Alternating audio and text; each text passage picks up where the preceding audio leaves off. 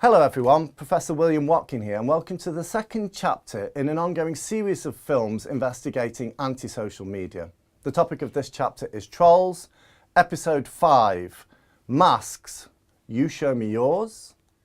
When we set up a Facebook profile, what we're really doing is designing a Facebook mask. When we post online, we mask off all those elements of our lives that we don't want others to see. When we retweet or share, we do so hidden by a degree of anonymity. This is not me sharing or commenting, but a version of me. Yet we also let the mask slip or mask the mask, for after all, online behaviour is about intimacy as much as it's about distance, or what I call in my work, intimates. We might use the mask to gain access to the intimate lives of people who in the real world are out of our league, or the wrong gender or political class. We may accidentally let the mask slip during a bout of trolling and let people see what we're really like, how hateful we really are, for example. Masking also makes people drop their guard, doesn't it? So you find out how homophobic or misogynistic our society actually is. Masking is a means of distancing ourselves from what we really think or feel, who we really are, so that we can gain access to the lives and opinions of others, because the stakes are not so high. This is not the real you. This is not actually what you think, and so on. The mask, in an odd logic, separates you off from others in such a way as it's a portal to the lives of others, a way into their intimate circle. You share intimate, yet edited and masked details of your life to get an in on the intimate details of the lives of others, strangers often. You take your privacy and you monetize it so that you can buy into the private lives of others. Here are my adorable kids, now let's see how adorable your kids are. Masking is basically a digital enhancement of a very basic human form of behaviour. You show me yours, I'll show you mine. Masking, I think, and my associated ideas of intimates and neo-privacy go some way to explaining why contemporary trolling has become a mode of public shaming. What is it, after all, about shame that is so cruel, and why does it marry so well with social media? So I think it comes down to that first conversation Jon Ronson had at that party. See part 2 of the series for more on that. This is the fear of being found out, of being shown to be inauthentic. Because in a sense, everyone in a social sphere is playing a role. Social mores, invisible body language, 1,000 imperceptible modes of etiquette define our face-to-face human encounters. The evolutionary prompts that we're only beginning now to comprehend thanks to digitisation, that determine what our words really mean through tone, eye contact, facial expressions, stance, gestures and so on, form the large part of what we're actually trying to say.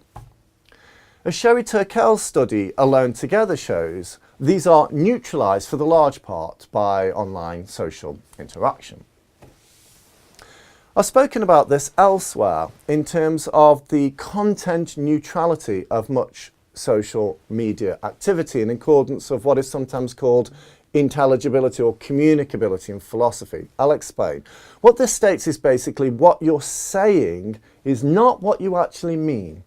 Rather, in saying this thing, you demonstrate deeper meanings like, you and I are on the same page, or I think you will sanction my opinions, or I'm empowered to say things you cannot accept because Trump is now in power, or we're both part of this private subculture, I'm being ironic, and so on. When we talk face-to-face, the communicability of what we say is all in these gestures and postures, eye contact and so on that we've evolved over millennia. When we communicate online, this other language where meaning really lies is just switched off, leading to the kind of misunderstandings of tone, context, intention and meaning that are the fuel for our culture of trolling. That said, at the same time, online digital literacy has another set of laws of communicability, which, in that most people do not even read the posts they share, for example, is not to do again with the content of the communication, what you shared, but other actions and behaviours we're still all learning to read, such as sharing or memeing, curating, and of course, most importantly, trolling. When we meet for coffee and a chat, we can nearly all of us read the subtle language of communicability as native speakers.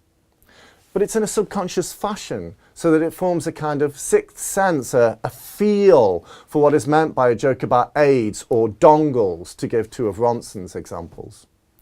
The removal of this additional support for linguistic meaning by facilitating distant modes of communications that ape the social, but which in fact negate the truth of the social, we think we are together, but really we are alone, does not mean so much that we're more inauthentic online than in person, but that it's much easier to fake authenticity when your hands cannot be seen nervously fidgeting, where sweat is not perceptible on your brow, and where they can't see that smirk on your face. In short, it's just so very much easier to lie online, and so much more straightforward to play a role, an exaggerated version of yourself, and never be found out. This, I think, explains the heightened emotional state of the Twitter sphere, and also the vitriol pulled down by trolls onto their victims when they're found out, so to speak. Trolling, therefore, is an aggressive war of authenticity waged on the very battlefield of inauthenticity, social media platforms, which is akin to taking two baseball bats swathed in pillows and insist armoured soldiers fight like that. Naturally, they have to hit twice as hard and twice as often just to make some kind of lasting impact. In a world of digital noisings off, you have to shout very loud just to be heard. To sum up, modern trolling is not the same as original trolling subculture, and the search for lulls is not the same motivation as contemporary trolling's desire for attention. But the history of trolling is still important because it not only tells us something about techno-violence, digital hate crime, cyberbullying and the like, it's also a really good model for who our online selves are, or who we are becoming. These are masked selves looking for intimate distance through emotional disassociation that can, however, also be generative and creative, and which are dominated by a simple law of attraction of attention, that is, through a very basic form of trolling fakery, intimates, or neo-private exchange of masked private lives or private options in return for access to the privacy of others. They are beings who've lost the evolved language of communicability that allows us to see what others are really saying when they speak to us, but who are now developing a new digital literacy, a new kind of communicability, one that is masked, intimate yet distanced, emotionally cold yet quick to anger, that is less about what you say than what you can make happen with your words. Digital literacy, a new kind of language, is in effect defined by the process we call trolling. When we go online or post or share, we are all in effect just fishing for flames. Thanks everyone for listening. If you enjoyed that content, don't forget to subscribe to my channel. And also, if you want more of the same, check out those little links at the bottom of the screen.